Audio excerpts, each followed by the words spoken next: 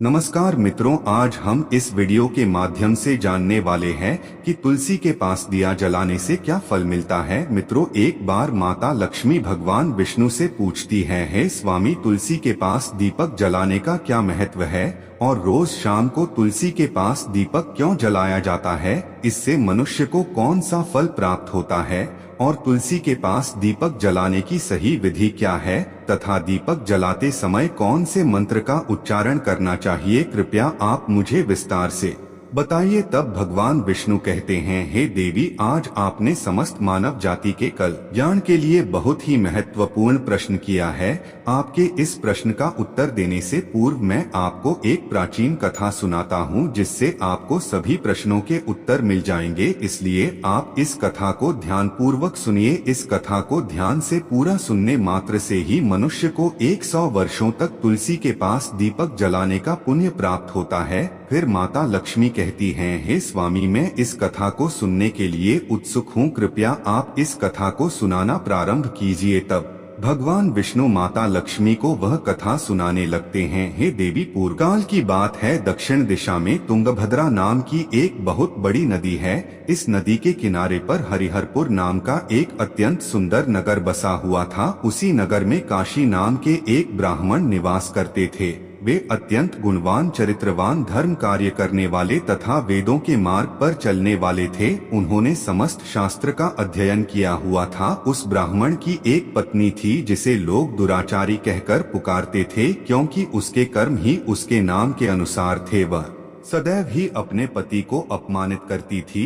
वह अपने पति के लिए कुवाच्य कहती थी, पति को हमेशा दुख देती थी, पति के लिए कभी भी भोजन नहीं बनाती थी। उसने अपने पति के साथ कभी शयन नहीं किया, कभी उसके साथ प्रेम से व्यवहार नहीं किया। जब पति के मित्र लोग घर पर आते तो वह उनको अपमानित करके भगा दिया करती थी और स्वयं काम भाव से उन्मत्त होकर निरंतर अन्य स्त्रियों के साथ घूमा करती थी। उसका मन पति को छोड़कर पराये पुरुषों में लगा रहता था। उसने कभी अपने पति से प्रेम से बात नहीं की, किंतु पराये पुरुषों के संग बैठकर बातें करती थी। पराये पुरुषों को मोहित करने के लिए सज धज कर गांव में घूमने जाया करती थी। इतना ही नहीं, कभी वह वन में किसी वृक्ष के नीचे खड़ी होकर सुंदर पुरुषों की राह देखने लगती और किसी दुष्ट पुरुष को मोहित करके उसके साथ भोग विलास किया करती थी। फिर एक दिन वह वन में जाकर एक वृक्ष के नीचे खड़ी हो गई। उसका चित्त काम से भरा हुआ था। वह किसी सुंदर कामी पुरुष की राह देख रही थी, किंतु बहुत समय निकलने के बाद भी उस स्थान पर कोई पुरुष नहीं आया। इसलिए वह अत्यंत दुखी हो गई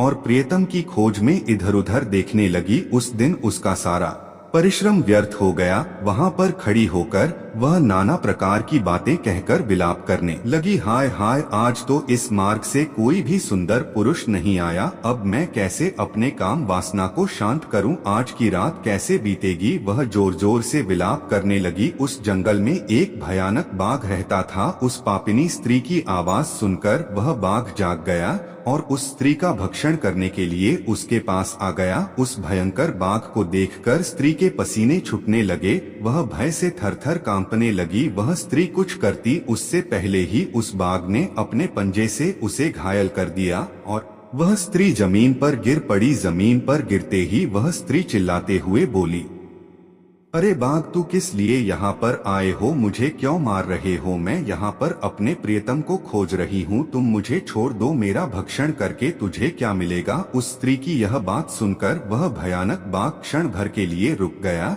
और हंसते हुए बोलने लगा, हे दुष्ट, आज विधाता ने तुझे मेरा खाना नियुक्त किया है। तुझ जैसी पापिन स्त्रियों का भक्षण करना ही मेरा काम है, तभी तुझे इस शरीर से मुक्ति मिलेगी। वह स्त्री कहने लगी, हे बाघ, तुम कौन हो? मुझे सच सच बताओ, तुम्हें किस कारण से बाघ की योनि में जन्म लेना पड़ा और तुम मुझ जैसी स्त्री का भक्षण क्यों करते हो? पहले मुझे सारी बात बताओ और फिर मेरा भक्षण करो। फिर बाघ कहने लगा, हे पापिनी, मैं तुझे मेरे पूर्व जन्म का वृत्तांत सुनाता हूँ, किस कारण से मुझे बाघ बनना पड़ा। पूर्व काल में दक्षिण देश में एक नदी थी। उस नदी के तट पर एक नगरी बसी हुई थी। उस नगरी में मैं निवास करता था। मैं एक ब्राह्मण का पुत्र था और नदी किनारे बैठकर यज्ञ आदि कार्य किया करता था। मैंने उस जन्म में अनेक पापियों के लिए यज्ञ किया। उन पापियों के घर का भोजन किया और मैंने धन के लोभ से अनेक पापियों के लिए कार्य किया। जिन वस्तुओं का दान ब्राह्मण को नहीं लेना चाहिए, उन वस्तुओं का दान भी मैंने ग्रहण किया और दूसरों से धन लेता था लेकिन कभी वापस नहीं करता था। इस प्रकार से पाप करते हुए मुझे बहुत साल बीत गए और मैं बूढ़ा हो गया। मेरे बाल सफेद हो गए, आंखें सूज गई, मुंह के सारे दांत गिर गए, लेकिन फिर भी मेरी दान लेने की आदत नहीं छूटी और मैं पाप करता गया। फिर एक दिन मैं धन के लोभ से नदी किनारे गया और अन्य धूर्त ब्राह्मणों के साथ मिलकर हमने लोगों को ठगने लगा। झूठ मंत्र वचन बोलकर हमने बिना विधि विधान की ही देवी देवताओं का पूजन करने लगा और बहुत सारा धन दान में ले लिया। फिर उसी स्थान पर एक बीमार कुत्ते ने मेरे पैर में काट लिया और मैं मूर्छित होकर गिर पड़ा। उसी क्षण मेरे प्राण चले गए। फिर यम के दूत उस स्थान पर प्रकट हुए और मुझे पकड़कर यमपुरी ले गए। वहां पर यमराज ने चित्रगुप्त से मेरे कर्मों का लेखा जोखा निकालने के लिए कहा। फिर चित्रगुप्त कहने लगे, हे धर्मराज, इस ब्राह्मण ने घोर पाप किए हैं। इसने दूसरों से झूठ कहकर धन लूटा है, विधि विधान से पूजा न करके झूठ मंत्र बोलकर भगवान का अपमान किया है, इसलिए यह पापी ब्राह्मण केवल नरक जाने के ही योग्य है।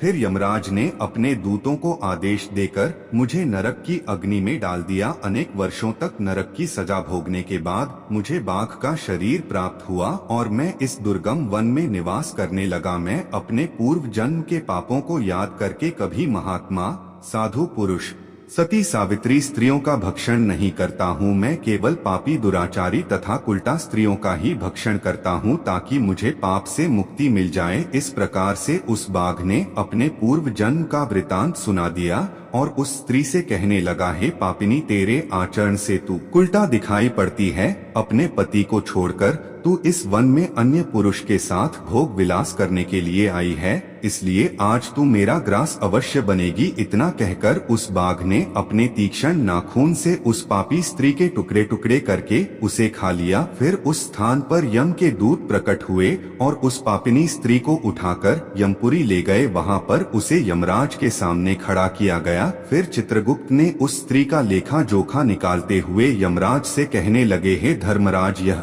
स्त्री तो अत्यंत पापिनी है। इसने घोर पाप किए हैं। इसने व्यभिचार किया है।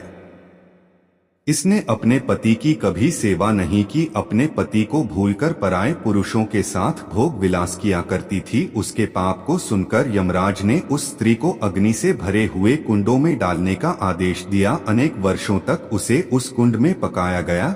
फिर उसे निकालकर दूसरे नरक में डाल दिया गया। इस प्रकार से उसे अनेक वर्षों तक अलग अलग नरकों में डाला गया और उसके के बाद वह महापापी स्त्री पुनः पृथ्वी लोक पर आकर चांडाल के रूप में उत्पन्न हुई। चांडाल के घर में जन्म लेकर वह फिर से अनेक पाप करने लगी। अनेक पापी पुरुषों के संग विहार करने लगी। कुछ समय बाद पूर्व जन्म के पापों के कारण उसे कोढ़ का रोग हो गया और वह भयानक पीड़ा सहन करने लगी। उसका अंग अंग जलने लगा, उसके नेत्रों में पीड़ा होने लगी। इसी दुख के साथ वह अपना दिन बीतने लगी। फिर एक दिन वह तीर्थ में स्नान करने के उद्देश्य से अनंतपुरा में चली गई। वहां पर वह एक आश्रम के बाहर निवास करने लगी। वहां उस आश्रम में एक तुलसी का पौधा था। अन्य स्त्रियों को वहां पर तुलसी के पास दीपक जलाते हुए देखकर उस पापी स्त्री ने भी वही किया। उसने तुलसी के पौधे के पास एक दीपक जला दिया। फिर उसी रात हृदयघात से उसकी मृत्यु हो गई और यमराज के दूत उसे ले जाने के लिए वहां पर प्रकट हुए। जैसे ही यम की दूत उस पापी स्त्री को पाश में बांध कर ले जाने लगे, तभी भगवान विष्णु के दो पार्षद वहां पर प्रकट हुए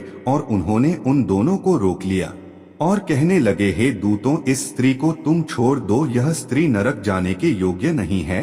तुम किसके आदेश से ऐसा अधर्म कर रहे हो? फिर यम के दूत कहने लगे, हे पार्षदों, हम यमराज के आदेश से इस पापी स्त्री को उठाकर ले जा रहे हैं, किंतु आप हमें किस कारण से रोक रहे हैं? यह स्त्री अत्यंत पापी है, इसे नरक में ले जाने की आज्ञा मिली है।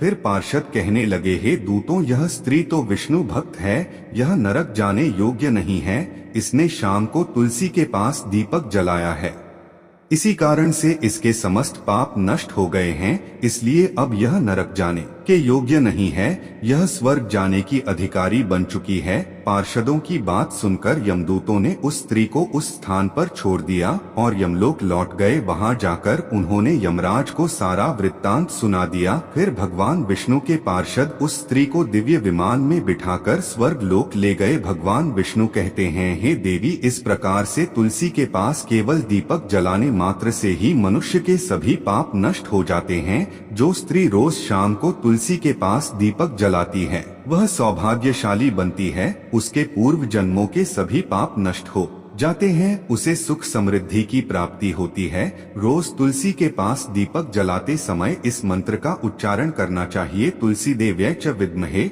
विष्णुप्रियाय च धीमहि तन्नो वृंदा प्रचोदयात्, जिसका अर्थ होता है, विष्णु प्रिय तुलसी मैं आपको नमन करता हूँ, आप मुझे उच्च बुद्धि दो, हे वृंदा आप मेरे मन को रोशन करो। आगे भगवान विष्णु कहते हैं, हे देवी, हजारों अमृत के घड़ों से नहलाने पर भी श्री हरि विष्णु को उतनी तृप्ति नहीं होती जितनी वे मनुष्यों के द्वारा तुलसी का एक पत्ता चढ़ाने से प्राप्त करते हैं।